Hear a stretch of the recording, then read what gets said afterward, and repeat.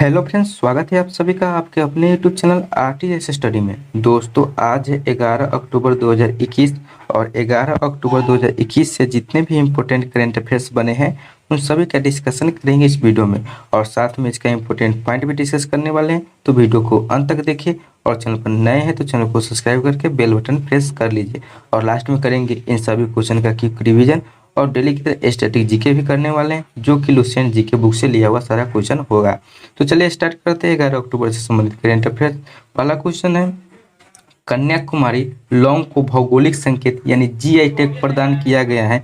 ये कन्याकुमारी किस राज्य में स्थित है? तो यह तमिलनाडु राज्य में स्थित है। तो इसका राइट आंसर होगा ऑप्शन नंबर सी, तमिलनाडु। इसका इंपॉर्टेंट पॉइंट डिस्कस करते हैं। तमिलनाडु राज्य के मशहूर मसाला फसलों में से एक है तथा यह कन्याकुमारी के पहाड़ी क्षेत्र में उगाई जाती है। लौंग को खाने के उपयोग में आने के साथ साथ इसमें औषधि गुणों की भी प्रचुर मात्रा होती है। और कन्याकुमारी लौंग की खास बात यह है कि यह प्रचुर मात्रा में सुगंध तथा इसमें पाई जाने वाली सुगंधित तेल के लिए भी जानी जाती है। तो दोस्तों, ये था आपको जीआई टैग से संबंधित क्वेश्चन। तो अब जीआई टैग का टॉप 5 क्वेश्चन देख लेते हैं। तो ये सिक्किम का यह डले खुरासनी मिर्च को यह जीआई टैग प्रदान किया गया है। झारखंड के यह कोहबर एवं सोहराई चित्रकला को जीआई टैग प्रदान किया गया है। मणिपुर के काले चावल को जीआई टैग प्रदान किया गया है। और तमिलनाडु के मुरुगन मंदिर के पंचमीर्थम प्रसाद को जीआई टैग प्रदान किया गया है। और जम्मू कश्मीर यानी कश्मीर का केसर का जीआई टैग प्रदान किया गया है। अगला क्वेश्चन है, क्वेश्चन नंबर 2 है कि इलाहाबाद हाई कोर्ट के नए मुख्य न्यायाधीश यानी कि चीफ जस्टिस कौन बने हैं? तो यह जो इलाहाबाद हाई कोर्ट के नए चीफ जस्टिस ये बन गए हैं तो यह राजेश बिंदल बने हैं। तो इसका राइट आंसर होगा option number B, Rajesh Bindal. न्यायमूर्ति राजेश बिंदल 9 अक्टूबर 2021 को इलाहाबाद हाई कोर्ट के नए मुख्य न्यायाधीश के रूप में नियुक्त किया गया है। तो ये मुख्य न्यायाधीश से संबंधित क्वेश्चन था। तो टॉप 5 मुख्य न्यायाधीश देखते हैं कि कौन से किस राज्य का मुख्य न्यायाधीश बने हैं। तो आपको एग्जाम पॉइंट ऑफ व्यू से वेरी इंपॉर्टेंट क्वेश्चन है। तो असम के मुख्य न्यायाधीश ये सुधांशु धुरिया बने। आंध्र प्रदेश के मुख्य न्यायाधीश यह अरूप कुमार गोस्वामी है। बिहार के मुख्य न्यायाधीश ये संजय करोल है। पंजाब के मुख्य न्यायाधीश रविशंकर झा है। मेघालय के मुख्य न्यायाधीश विश्वनाथ सुमेदार है। अगला क्वेश्चन है, क्वेश्चन नंबर 3 है कि the state of climate services 2021 water report को किसने जारी किया है? तो यह जो जारी किया है तो यह WMO ने जारी किया यानी कि विश्व मौसम विज्ञान संगठन ने जारी किया है। तो इसका राइट आंसर होगा ऑप्शन नंबर बी, विश्व मौसम विज्ञान संगठन यानी WMO। तो विश्व मौसम विज्ञान संगठन यानी WMO ने 5 अक्टूबर 2021 को the state of climate services 2021 water शीर्षक से अपनी नई रिपोर्ट जारी की है। और इस रिपोर्ट में विश्व क्लाइमेट के साथ ही पानी और जल प्रदूषण के बारे में सारी महत्वपूर्ण जानकारी प्रदान की गई है। और WMO ने यह सिफारिश की है कि देशों को अपने एकीकृत जल संसाधन प्रबंधन और सूखा एवं बाढ़ के लिए पूर्व चेतावनी प्रणाली में निवेश बढ़ाना चाहिए। तो ये WMO ने किया है, तो इसके बारे में देखते हैं। तो WMO इसका फुल फॉर्म है वर्ल्ड मेट्रोलॉजिकल ऑर्गेनाइजेशन। इसे हिंदी में कहा जाता है विश्व मौसम विज्ञान संगठन। इसकी स्थापना जो 23 मार्च 1950 को किया गया था और इसका मुख्यालय जिनेवा स्विट्जरलैंड में है। और इसका वर्तमान में महासचिव यह पटेरी तालस है। और इसका वर्तमान में अध्यक्ष है गेरहार्ड एर्डियन। अगला क्वेश्चन है, क्वेश्चन नंबर 4 है विश्व मानसिक स्वास्थ्य दिवस 2021 कब मनाया गया है? तो यह जो वर्ल्ड मेंटल हेल्थ डे 2021 मनाया गया है तो यह 10 अक्टूबर को यह वर्ल्ड मेंटल हेल्थ डे मनाया गया है। तो इसका राइट आंसर होगा ऑप्शन नंबर डी, 10 अक्टूबर। मानसिक समस्याओं को प्रति जागरूकता बढ़ाने के लिए हर वर्ष 10 अक्टूबर को वर्ल्ड मेंटल हेल्थ डे मनाया जाता है। और वर्ल्ड मेंटल हेल्थ डे की शुरुआत 1992 में हुई थी और इस दिन को पहली बार संयुक्त राष्ट्र के उप महासचिव रिचर्ड हंटर और world federation for mental health की पहल पर मनाया गया था। और इस दिन को मनाने का मुख्य उद्देश्य लोगों को मेंटल हेल्थ और मानसिक बीमारियों को लेकर मानसिक स्वास्थ्य के प्रति जागरूक करना है। और इसका 2021 में थीम रखा गया है। तो 2021 में इसका थीम रखा गया है तो एक आसमान दुनिया में मानसिक स्वास्थ्य क्या रखा गया है? तो एक आसमान दुनिया में मानसिक स्वास्थ्य यह 2021 में रखा गया है इसका थीम।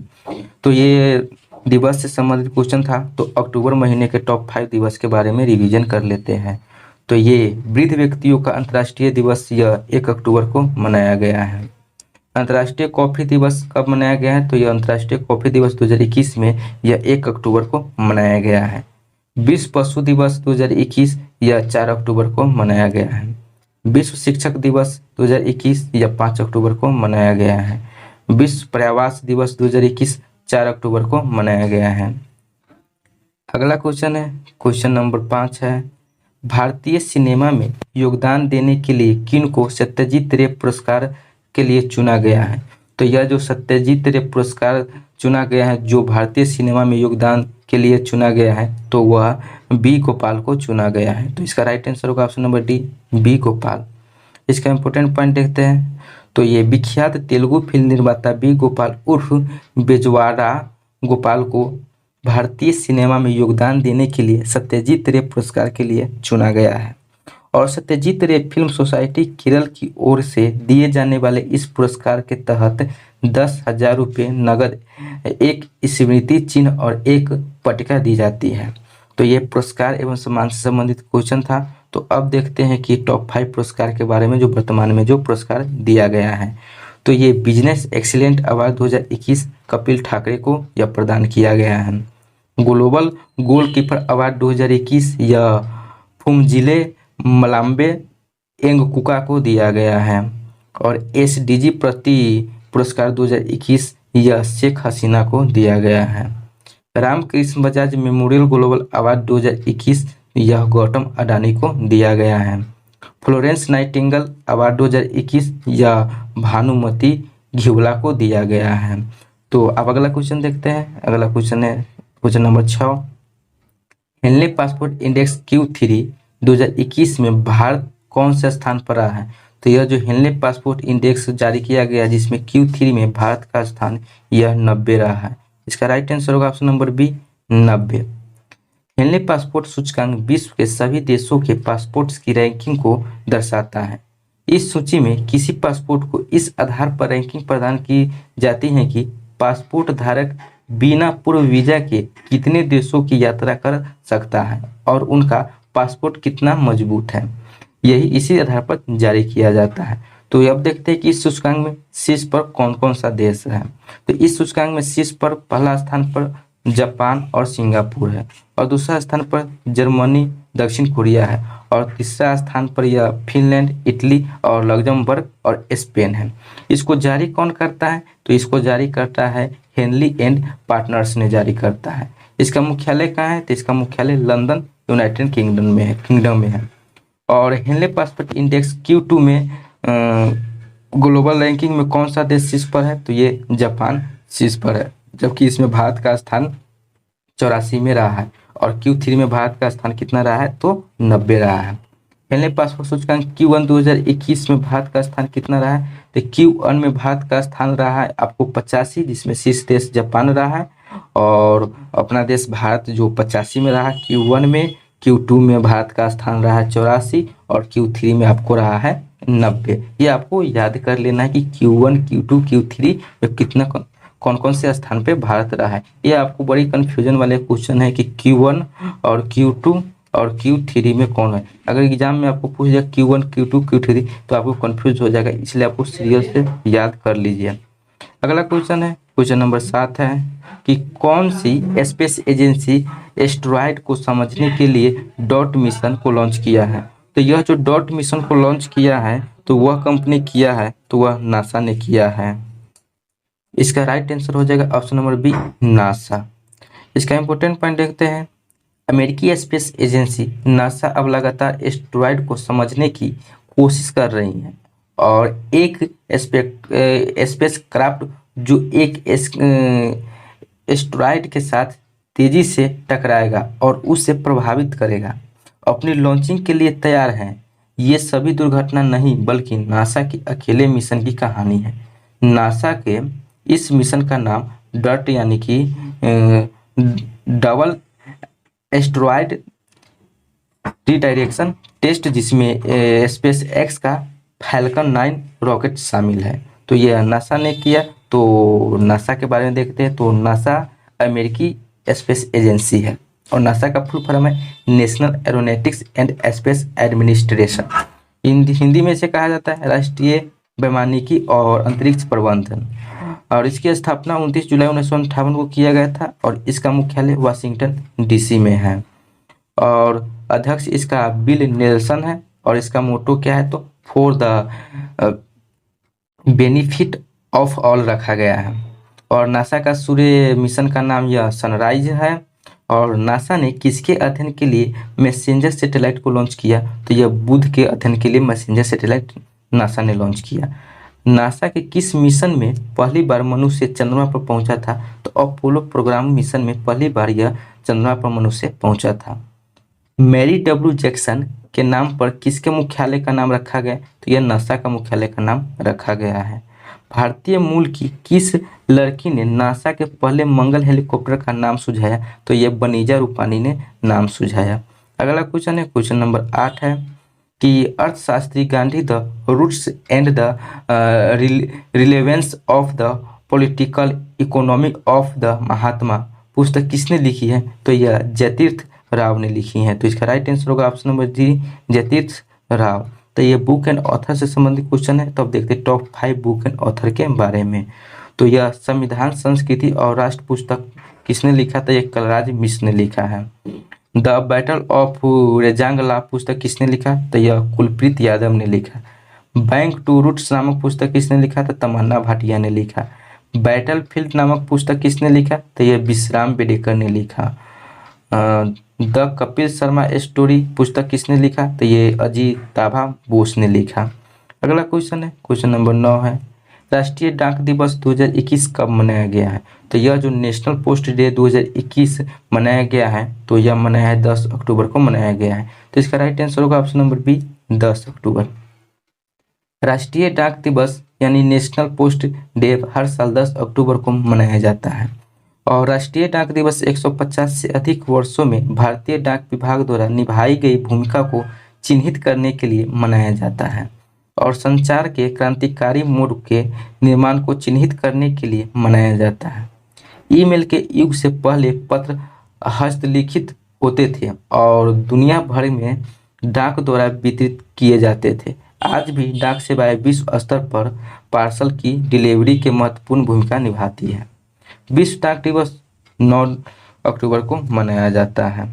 अगला क्वेश्चन है, क्वेश्चन नंबर 10 है द कस्टोडियन ऑफ ट्रस्ट पुस्तक किसने लिखा है, तो यह जो पुस्तक द कस्टोडियन ऑफ ट्रस्ट पुस्तक लिखा है, तो यह रजनीश कुमार ने लिखा है। तो इसका राइट आंसर होगा option number D, Rajnish Kumar. तो दोस्तों ये था आपको 11 अक्टूबर 2021 से संबंधित करेंट अफेयर्स।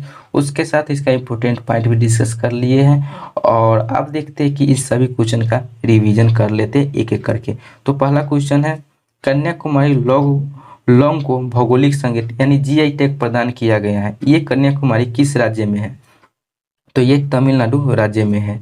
अगला क्वेश्चन नंबर 2 है कि इलाहाबाद हाईकोर्ट के नए मुख्य न्यायाधीश यानी कि चीफ जस्टिस कौन बने हैं, तो ये इलाहाबाद हाईकोर्ट के चीफ जस्टिस बने हैं, तो राजेश बिंदल बन गए हैं।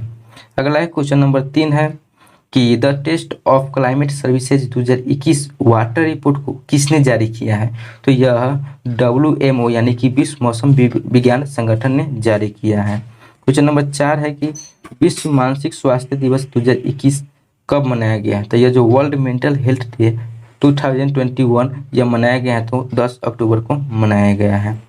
अगला क्वेश्चन है कि भारतीय सिनेमा में योगदान देने के लिए किन को सत्यजीत रे पुरस्कार के लिए चुना गया है, तो यह बी गोपाल को चुना गया है। अगला क्वेश्चन क्वेश्चन नंबर 6 है कि हेनले पासपोर्ट इंडेक्स Q3 2021 में भारत कौन से स्थान पर रहा है, तो इसमें भारत 90 स्थान पर रहा है। क्वेश्चन नंबर 7 है कौन सी स्पेस एजेंसी एस्टेरॉयड को समझने के लिए डॉट मिशन को लॉन्च करेगा, तो यह नासा ने करेगा। क्वेश्चन नंबर 8 है कि अर्थशास्त्री Gandhi the roots and the relevance of the political economy of the Mahatma पुस्तक किसने लिखी, तो ये जयतीर्थ राव ने लिखी है। क्वेश्चन नंबर 9 है राष्ट्रीय डाक दिवस यानी नेशनल पोस्ट डे 2021 कब मनाया गया है? तो यह 10 अक्टूबर को मनाया गया है। क्वेश्चन नंबर 10 है कि द कस्टोडियन ऑफ ट्रस्ट पुस्तक किसने लिखा है? तो यह रजनीश कुमार ने लिखा है। तो दोस्तों ये था आपको 11 अक्टूबर 2021 से संबंधित करेंट अफेयर्स के साथ उसका क्विक रिवीजन करते हुए आपको उसका इंपॉर्टेंट पॉइंट भी बता दिए। अब देखते हैं कि डेली की तरह स्टैटिक जीके जो कि लुसेंट बुक से लिया हुआ सारा क्वेश्चन है, जो कि डेली स्टैटिक जीके का डोज सेट नंबर आपको आज होगा 170। चलिए स्टार्ट करते हैं 170 स्टैटिक डोज का क्वेश्चन नंबर 1। तो क्वेश्चन नंबर पहला है कि सितार एवं तबला का आविष्कार किसे माना जाता है? तो यह जो सितार और तबला का आविष्कारक माना जाता है तो ये अमीर खुसरो को यह माना जाता है। तो इसका राइट आंसर होगा अमीर खुसरो। अगला क्वेश्चन है विश्व जनसंख्या दिवस किस तिथि को मनाया जाता है? तो यह जो विश्व जनसंख्या दिवस यानी कि वर्ल्ड पॉपुलेशन डे मनाया जाता है तो 11 जुलाई को मनाया जाता है। अगला है अंतर्राष्ट्रीय ओलंपिक समिति का मुख्यालय कहाँ स्थित है? तो यह जो अंतर्राष्ट्रीय ओलंपिक समिति इसका मुख्यालय यानी हेडक्वार्टर लुसाने स्विट्जरलैंड में स्थित है।